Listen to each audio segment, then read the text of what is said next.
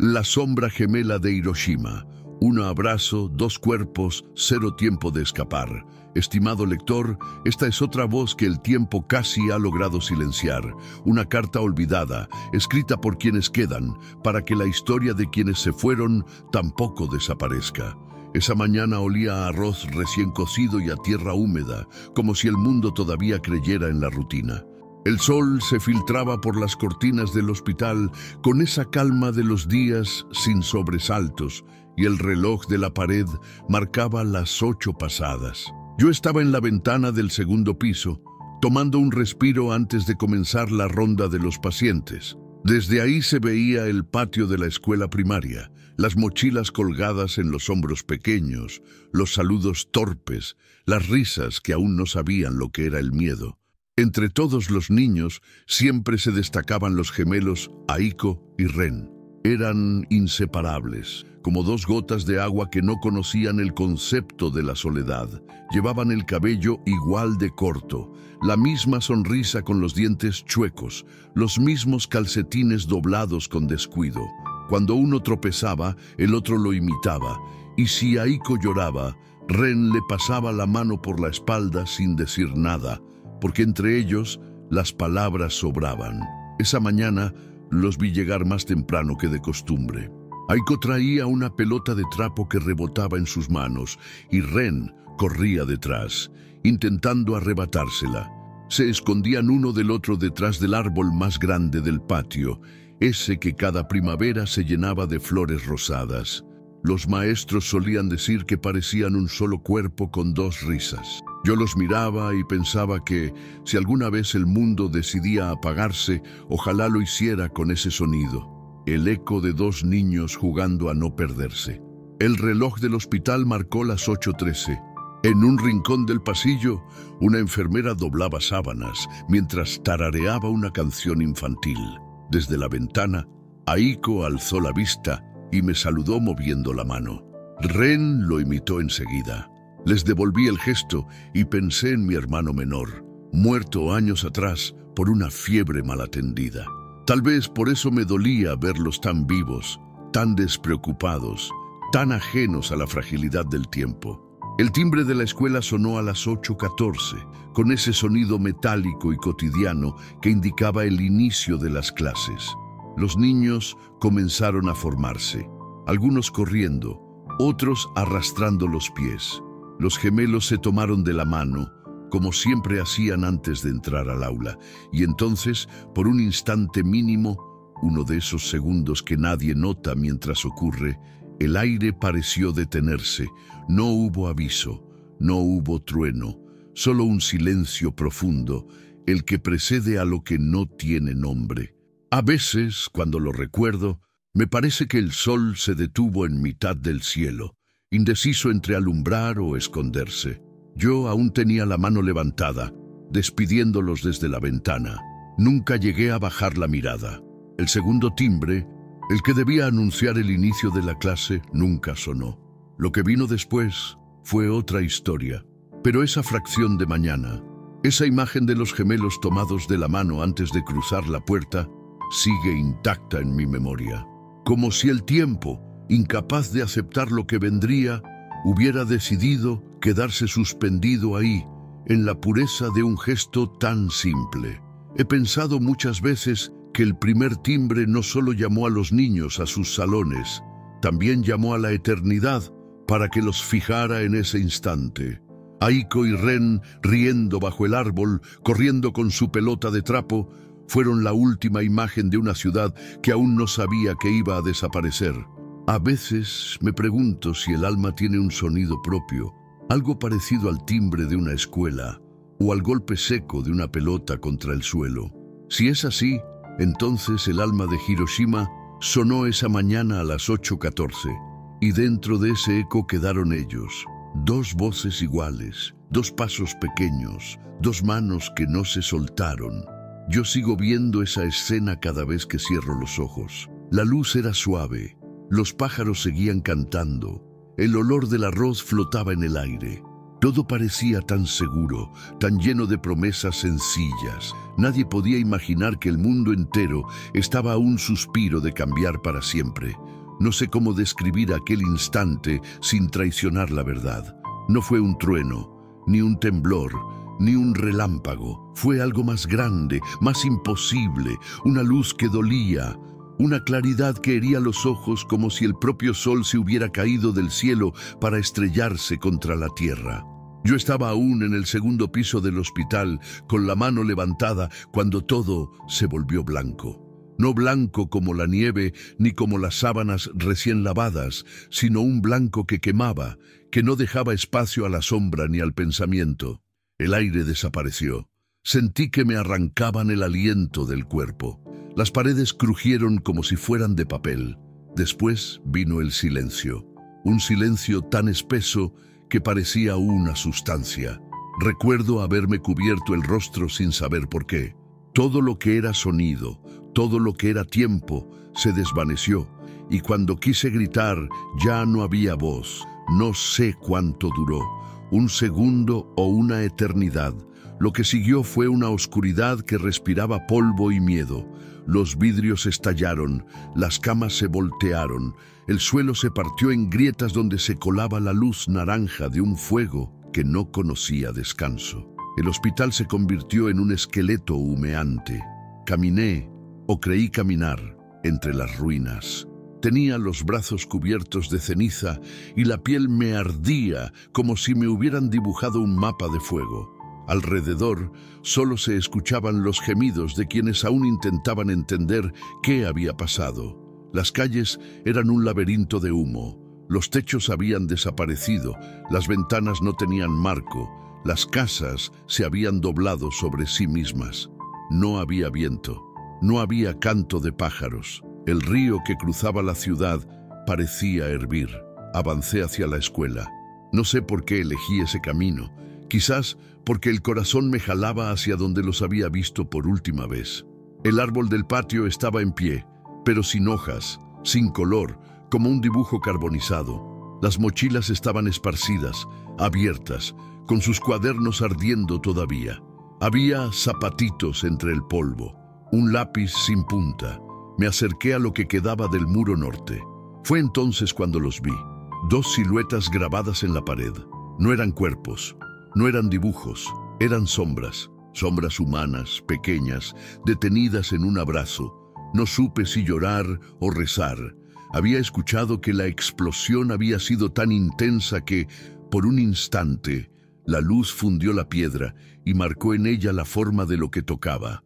Esa pared era el testigo. Un testigo sin voz, pero más elocuente que cualquier palabra. Me quedé de pie frente a esa sombra doble. La luz, la que no debía existir, había borrado todo excepto eso, el abrazo. Aiko y Ren, pensé, tenían que ser ellos. Nadie más se abrazaba así, tan pegaditos, como si el mundo no pudiera pasar entre sus cuerpos. En medio del silencio, recordé su risa. Esa risa que había llenado el patio apenas unos minutos antes, y de pronto entendí que esa luz no había sido solo destrucción. También había sido un sello, una manera brutal, incomprensible de conservar algo que ni la muerte quiso separar. La tarde cayó sin que el sol regresara del todo. La ciudad ardía en un resplandor triste. Los sobrevivientes vagaban sin rumbo, cubiertos de hollín, llamando nombres que nadie contestaba. Yo también dije los suyos, bajito, como si temiera romper el aire. Aiko, Ren, no respondieron, pero el muro parecía escucharme. Esa noche dormí en el suelo del hospital, si se puede llamar dormir a cerrar los ojos y ver solo fuego. Cada vez que los abría, veía el resplandor blanco repetirse detrás de mis párpados. Era como si el recuerdo me quemara desde dentro. Con los días llegaron los soldados, los médicos de otras ciudades, los periodistas que hacían preguntas imposibles. ¿Qué se vio primero? ¿Qué sintió? ¿Qué quedó? Nadie sabía responder. Lo único que podíamos señalar era ese muro. Y ellos, los gemelos de sombra.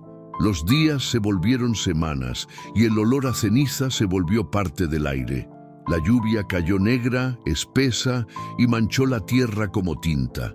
Yo seguía yendo a la escuela cada mañana. Limpiaba despacio las piedras, recogía trozos de lo que había sido un pupitre, un libro, una vida. Cada vez que tocaba esa pared, me parecía sentir un pulso leve, una tibieza que no podía ser del sol. A veces me quedaba ahí horas, hablando bajito con ellos, contándoles lo que aún quedaba de la ciudad, prometiéndoles que alguien lo recordaría. La luz que no debía existir dejó su marca en todos nosotros. Algunos la llevamos en la piel, otros en el alma. Yo la llevo en la mirada, porque desde ese día, cada vez que el sol me toca, veo su reflejo sobre el muro y vuelvo a escuchar su risa. Hay fuegos que destruyen y hay fuegos que, sin quererlo, graban para siempre el amor que intentaban borrar. Esa fue la paradoja de Hiroshima. La ciudad murió en un instante, pero en un muro quedó vivo un abrazo. Dicen que el tiempo cura todo, pero en Hiroshima el tiempo aprendió a caminar despacio, como si pisara vidrios. Pasaron los días, los meses, los años, y aún así el aire siguió oliendo a metal y memoria. Las paredes se reconstruyeron, los niños volvieron a llenar las calles, pero bajo esa normalidad persistía un silencio que no se disolvía, un silencio que sabía quién faltaba. El hospital donde trabajaba fue de los primeros en levantarse de entre las ruinas. Durante los primeros meses, las camillas llegaban una tras otra, y muchos de los que atendíamos no sabíamos si curábamos o simplemente acompañábamos el final de alguien más. La piel de los sobrevivientes tenía un brillo extraño, una transparencia que dolía mirar. Nadie hablaba de la bomba en voz alta. Se le decía la luz, como si ponerle nombre fuera darle poder. Yo seguía pensando en los gemelos. A veces me detenía frente a la ventana y miraba hacia el norte, donde alguna vez estuvo la escuela. Me decía a mí misma que no debía volver, que era mejor dejar las sombras donde estaban, pero cada cierto tiempo algo en el pecho me empujaba a caminar hasta allá. La primera vez que regresé, el lugar estaba cercado con tablones. Había un cartel que decía que pronto lo limpiarían. «No lo borren», les dije a los trabajadores. «No borren el muro». Uno de ellos, un hombre joven, se quedó callado. Luego me prometió que tendrían cuidado, pero sabía que el polvo lo devora todo, incluso las promesas. Así que empecé a ir cada semana, llevando conmigo un balde con agua y un trapo. No era para limpiar las sombras, sino para cuidar el muro que las guardaba.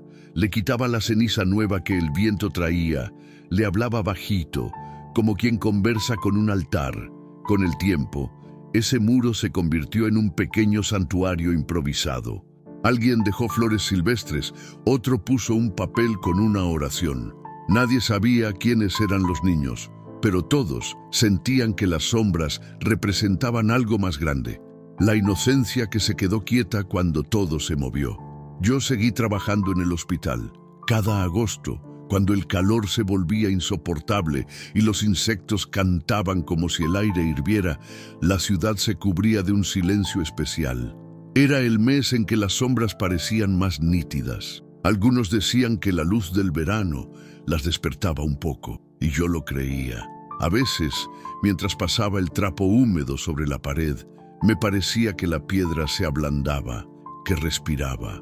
Era una sensación breve, como si el calor del día despertara el recuerdo de la piel que una vez tocó ese lugar. Me temblaban las manos, no de miedo, sino de ternura. Pensaba en Aiko y Ren.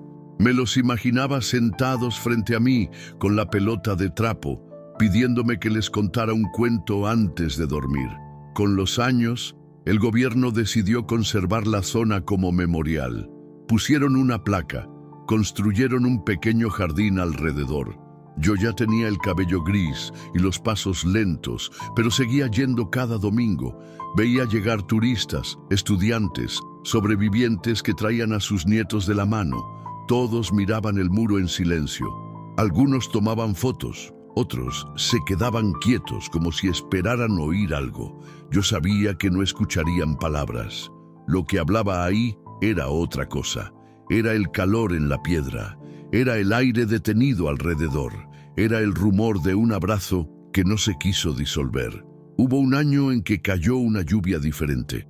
Dicen que fue la más pura desde el desastre.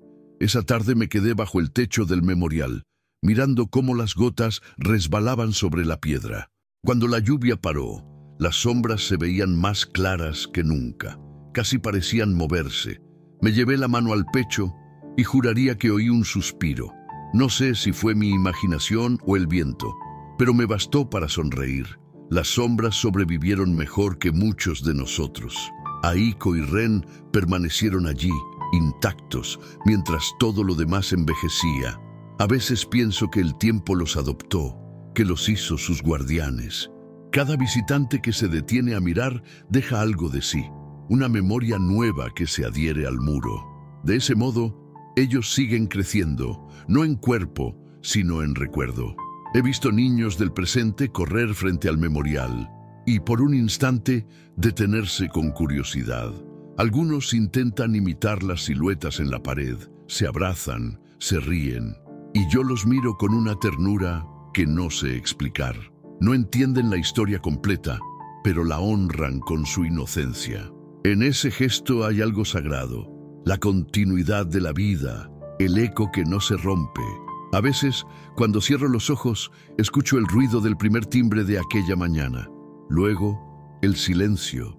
Y después, como un murmullo en el alma, la risa doble que el mundo no logró borrar. Esos son para mí los años del polvo, un tiempo en que la memoria se mezcla con el aire, en que el dolor se vuelve costumbre, pero también una forma de amor. Cuidar esa sombra se volvió mi manera de seguir viva, porque mientras alguien las recuerde, mientras alguien las toque con respeto, Aiko y Ren seguirán ahí, jugando bajo la luz que alguna vez los consumió. Hoy mis manos tiemblan al escribir, pero no por la edad ni por la enfermedad, sino por el peso de los recuerdos. He pasado casi toda mi vida trabajando en este hospital, el mismo que un día quedó reducido a polvo, y cada vez que miro por la ventana, el paisaje de Hiroshima me habla en susurros. La ciudad renació. Hay árboles nuevos, trenes veloces, risas que ya no temen mirar al cielo. Pero bajo esa vida fresca todavía late la memoria del fuego. Y dentro de esa memoria hay dos nombres que no se borran, Aiko y Ren. He decidido escribirte, lector desconocido, porque el tiempo me enseñó que las historias mueren si no se cuentan. Tal vez no te conozca, pero confío en que tus ojos sepan recibir lo que mis palabras guardan. Esta carta no busca consuelo ni compasión, busca presencia. Busca que, por un instante, alguien más los imagine de nuevo corriendo bajo el árbol del patio, compartiendo la pelota de trapo, riendo con la fuerza de quien no conoce la palabra fin. Aiko tenía un lunar diminuto en la mejilla izquierda, justo al lado de la sonrisa. Ren era un poco más alto y siempre traía los cordones desatados. Los dos soñaban con ser carpinteros, como su padre. Lo contaban a todos, con esa fe de los niños que creen que los días están hechos de promesas. Guardaban piedritas lisas en los bolsillos. Para construir nuestra casa algún día, decían. Yo los escuchaba y pensaba que ojalá el mundo tuviera la delicadeza de cumplirle algo a los niños buenos. Nunca supieron del peligro, ni de los hombres que preparaban la destrucción desde el aire. El día que se fueron no hubo alarma, ni refugio, ni despedida, solo el abrazo. Ese gesto sencillo que los salvó de la soledad, sino del destino. Y en ese abrazo quedó la forma de su eternidad. Han pasado más de 7 décadas, y cada 6 de agosto, cuando el sol se levanta a la misma hora que aquel día, me acerco al muro con flores blancas. El memorial está lleno de gente, pero yo siempre encuentro un rincón donde puedo hablarles bajito. Les cuento lo que ha cambiado, que ahora hay trenes eléctricos, que los niños llevan mochilas de colores, que la ciudad huele a pan recién hecho en las mañanas. Les digo que su árbol sigue en pie, con cicatrices en el tronco, pero floreciendo cada primavera, como si se negara a olvidar. Hay veces en que el sol cae de cierta manera sobre la piedra y las sombras parecen moverse. No sé si es ilusión o si la memoria tiene sus propios reflejos. En esos momentos cierro los ojos y escucho el eco de una risa doble. Me gusta pensar que no se trata de fantasmas, sino de la persistencia del cariño. Hay amores tan fuertes que ni la bomba más violenta puede borrar. La gente me pregunta por qué sigo viniendo, por qué no dejo que el pasado descanse. Yo respondo que el pasado no quiere descanso, quiere verdad, quiere ser mirado sin miedo. Y mientras alguien lo recuerde, Aiko y Ren seguirán teniendo infancia en algún rincón del tiempo. Esta carta, lector, es para ti, porque tal vez nunca pongas un pie en Hiroshima, pero puedes pronunciar sus nombres en tu mente. Solo eso pido. Di sus nombres con respeto, con ternura, Aiko, Ren. Dilos despacio, como si los llamaras desde el patio donde aún resuena su juego. Cada nombre recordado es una chispa de humanidad encendida en la oscuridad del olvido. No se necesita monumento, ni religión, ni ceremonia. Basta con recordar, basta con imaginar dos cuerpos pequeños fundidos en un abrazo tan puro que la propia destrucción se detuvo ante él. Si algún día visitas esta ciudad, busca el muro. No está en el centro ni en los folletos turísticos. Está en un rincón discreto, junto a un camino que casi nadie recorre. Verás la sombra doble. No la toques con prisa. Detente. Mira de cerca. La piedra está tibia, aunque nadie sepa por qué. Y si te atreves, apoya tu mano. Siente el pulso leve que aún guarda. No es tu imaginación, es el latido del recuerdo. Yo no sé cuánto más viviré. El cuerpo se cansa y la mente se disuelve como papel en agua. Pero tengo la certeza de que después de mí, alguien más leerá estas líneas y en ese acto, Aiko y Ren seguirán respirando un poco más. No para revivir, sino para permanecer, que es otra forma de vida. He visto cómo la ciudad aprende a convivir con sus fantasmas. Los niños de ahora juegan junto al río, lanzan piedras que hacen círculos en el agua y en esos círculos se dibuja la memoria. Yo los miro y pienso que quizás entre ellos, Aiko y Ren, también corren, invisibles, riendo como siempre. Así termina mi carta, pero no su historia, porque mientras alguien escuche, mientras alguien recuerde, esa luz, la que no debía existir, no habrá ganado del todo. El amor, aunque hecho sombra, sigue brillando en el muro, y en cada agosto que llega, el abrazo vuelve a respirarse, leve, eterno.